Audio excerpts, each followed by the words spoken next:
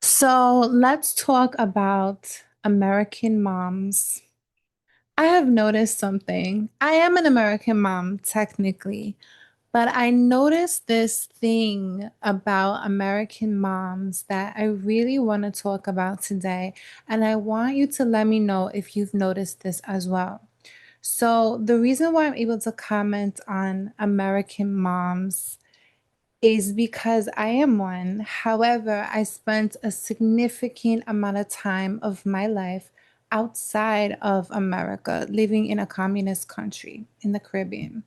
So, my idea or how I view American culture is being born in it and then also living outside of it and viewing it in a different way, viewing how people live in different countries and different cultures. So I noticed this thing because I realized like when my kids are playing with other kids, they'll do like a play date or stuff.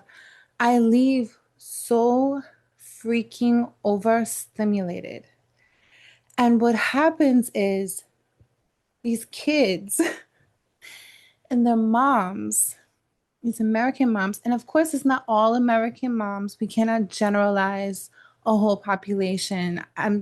That would just be crazy. But there's a certain type that does this thing where their kid is playing and every 5 minutes the mom has to come in and like micromanage the play. Like they have to be like, no, no, no, no, no, it's like this. No, no, no, no, no. Like the puzzle's like put the puzzle like do it like this. No, you do it like that. No. And they have to constantly come in and interject in their child's play and like make sure they're doing it right. Make sure that they're optimized for productivity. Make sure, I don't know, like it's this obsessive control thing. And what happens is those kids then go on to be like micromanaging my kids and be like, no, no, no, you gotta do it like this. And I'm so freaking overstimulated by it because I noticed like what they do in Cuba is right. What they do in Colombia is right. They allow kids, again, I'm super overgeneralizing there's context to everything, context, texture to everything. But what I've observed, they let kids play. They let kids go over there and be in their own freaking world. They're in these deep theta brainwaves, these juicy, rich, hypnotic brainwaves. They're literally in their own worlds. They're like they take a pen, like they're doing like all this stuff. They're in another world. And allow them to do that, allow them to be in another to build their fort. Like I'll give you an example. My son got a crane, like a tall little construction thing for his birthday. We put the whole crane together. I'm like screwing the thing. We built the crane. He's doing the crane, but he decided, because he's a creative genius, he wanted to take the whole crane apart and use the top and put the top, like build a fort and just take the top of the crane and use the top of the crane to do whatever in his imaginary world, in his imaginary fort that's like a tent and a whole dinosaur safari situation. I don't, you know what I'm saying? Like, I allow that. I'm not going to be like, no, the crane needs to be like this. Honestly, I'm not doing that. We built the crane. He understands how cranes look, but in his creative genius mind, he's building something new. He's in his own world. When you go to other countries, I haven't been to every country, but what I've noticed in, I could say for Cuba and for Colombia, they allow kids to play. They're playing. They're in their own world and you leave them. You let them play. Let them be kids. Let them explore and dissect things and figure things out. But what I've noticed here, a lot of these moms are super controlling, micromanaging every freaking moment. And what it does is it builds these very anxious children who don't know how to play. They don't know how to figure out things on their own or have the confidence to, or they just like become very anxious and controlling because that's what's projected onto them constantly. And so I really like had to sit with, why do I feel this way after most play dates? Not all. Now there's some, like a lot of my friends who are not from here, who are from different countries, same vibe. Let them play. Let them do their thing. If there's an issue, it's a teachable moment. We come over and we address the issue. I'm not like, oh, just send them out here. Now that's play inside the house. What I'm not doing is sending my kids outside and just being like, go play. We're not doing that. It's not the 1950s. This is not Goa. This is New York. And outside is crazy. So yeah, I'm like a freaking hawk. When my kids are outside, I'm watching, I'm watching everything. Every conversation, every interaction, the kids they're playing with, I'm making eye contact because it's New York. And kids grow up super fast and have all types of things going on. But what I'm talking about is play in the house. What I'm talking about is allowing the creative genius to flow, allowing them to just be creative and to explore their world and to be in that world. They will never be in these theta brainwaves again, ever. Not like that. You know, we have to go into our hypnosis and our meditations to get there. They're just in it. And so, what does this have to do with you? What does this have to do with unleashing our creative genius? Is that we all have this inner child. We all, I believe, have this creative genius. And what we have done is we judge it, we do not carve out time for it. We optimize having to be productive 24/7. And what it does is it just keeps us in this logical productivity, controlling, anxious vibe that is aging us and that is destroying our nervous system. Creativity is the juice, is the source of life. It's how we're literally here. We are born from the sperm meeting the egg and creating the zygote, the creation and multiplication of these cells. And so part of a creative genius wants to move through us, and it won't always make sense. It will be an impulse, it will be an urge, it will be something that does not fit into our logical brain, but it's that creative force that lives within us that wants to move. So it can look like, I just want to watercolor this afternoon. I want to play some Alice Coltrane on the Spotify, and I'm just gonna watercolor. I'm not watercoloring because I'm gonna sell it. I'm not watercoloring because I need to post it. I'm watercoloring because my soul wants to just express for the sake of expression, for the practice of my creative genius moving that energy out of my body. Because when we get into this state of creativity, when we get into this flow state where I'm not optimizing for shit, I'm literally riding this creative wave because it's bringing me pleasure, it's bringing me joy, it's bringing a calm over me. That calm, that joy, that is alignment. And when we're in alignment, all the goodness and the blessings begin to come.